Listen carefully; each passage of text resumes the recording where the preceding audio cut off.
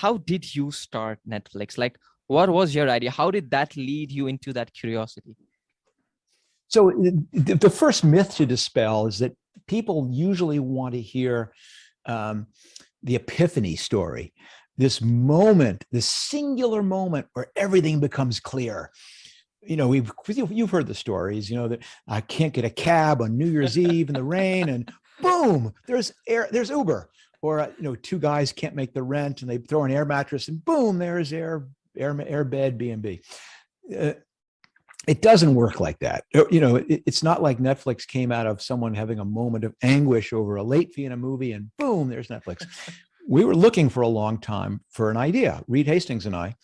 And the way we did it was basically we used to commute to work together because his previous company had bought my previous company.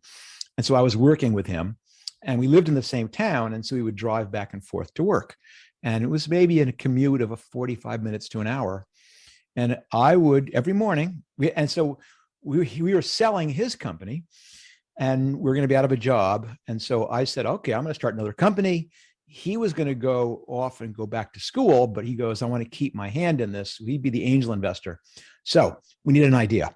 And the way it worked was I'd get in the car every morning and I'd go, okay, Reed, I've got one. You ready? Personalized shampoo. People are going to cut off a lock of their hair. They're going to mail it to us. My team of ace hair scientists will formulate a custom blend just for them, and they'll subscribe. And then the same thing happened every time. Reed would just sit there staring out the window as he's driving, you know, no reaction, you know, but I could see the wheels turning. And then maybe 2 minutes would go by, maybe 3, and then he'd turn and go, that will never work, and lay into me. There's FDA problems and there's costs and of course I was prepared. So I'd come right back at him with all the homework that I had done and we'd argue for the whole drive and then maybe even the whole drive home.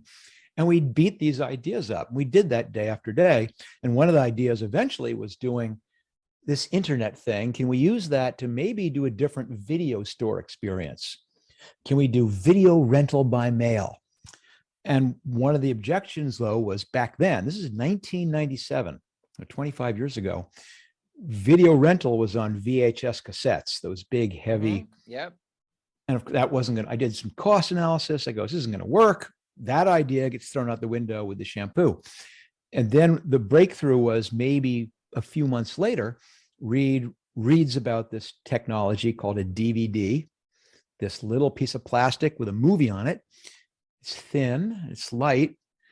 And all of a sudden, you know, it goes, wow, remember that video rental by mail idea we had a few months ago? And here's the key thing about what an entrepreneur does. So we have this idea, and rather than let's rush to the office and do a business plan, which is ridiculous, let's work on a pitch deck, even more ridiculous. We turned the car around mid-drive and drove back into town where we lived to try it. Let's try mailing a DVD to ourselves. We couldn't find a DVD, so we settled on buying a music CD and buying a little envelope. And we put the CD in the envelope. We mailed it to Reed's house. And then the next morning, when he picked me up, he had a little envelope with an unbroken CD that had gotten to his house in less than 24 hours for the price of a postage stamp. And that was probably the moment where we said, wow, this actually might work. And so Reed wrote a check for $2 million. I hired a dozen engineers. I got a small office. We spent 6 months building a simple e-commerce website. And then in April of 1998, we launched this little company now called Netflix. Wow. Now, I think most of the people don't know this, but 20 years Netflix, right? It's not something which was grown in just a couple of years, 20 years. And the idea was rentals, DVD rentals, sharing, basically sending it.